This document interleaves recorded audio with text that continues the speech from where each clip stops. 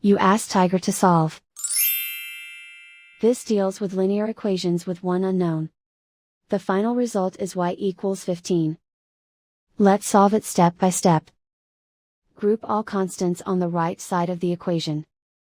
Subtract 40 from both sides. Group like terms. Simplify the arithmetic.